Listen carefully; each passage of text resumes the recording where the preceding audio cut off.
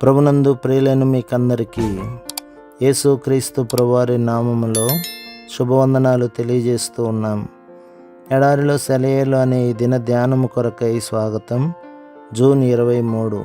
ఆయన రమ్మనగానే పేతురు దోణి దిగి యేసునొద్దకు వెళ్ళుటకు నీళ్ల మీద నడిచెను గాని గాలిని చూచి భయపడి మునిగిపోసాగి ప్రభువా నన్ను రక్షించుమని కేకలు వేసెను.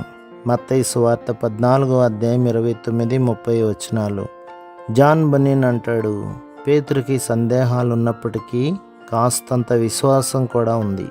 అందువల్లనే నడిచో లేక కేకలు వేసో యేసు ప్రభు చెంతకు చేరగలిగాడు. అయితే ఇక్కడ చూపు అనేది అనగా చూడగలిగే కళ్ళు విశ్వాసానికి అడ్డుబండగా ఉంది. తానంటూ ఒకసారి నడవటం మొదలుపెట్టిన తర్వాత పేతురుకి చుట్టూ ఉన్న అలలతో ఎంతమాత్రం నిమిత్తం లేదు. పేతురు దృష్టి అంతా క్రీస్తు నిలిచిన చోటు నుండి తన వైపుకు ప్రసరిస్తున్న వెలుగు వైపుకే ఉండాలి. నడిచిరా అంటూ నీటి మీద బాటను చూపించి ప్రభు నీతో అంటే అడుగు వెయ్యి నిస్సంకోచంగా. నీ దృష్టిని ఆయన నుండి మరల్చకు. కెరటాల గాంభీర్యాన్ని లెక్కలు వేయడం ఎంతమాత్రం ప్రయోజనకరం కాదు.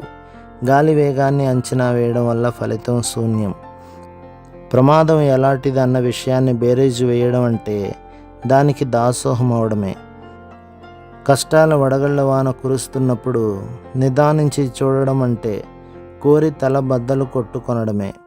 కొండల తట్టు నీ కనుదృష్టి సారించు, సాగిపో, వేరే మార్గం లేదు. బయలుదేరడానికి భయపడుతున్నావా? వదలడాయన నీ తోడు. నమ్మకం చూపడం వల్లనే తెలిసేది నీకాయన నీడ. ప్రభు మిమ్మును, మీ కుటుంబమును, మీ సంఘమును దీవించి ఆశీర్వదించునుగాక. ఆమేన్.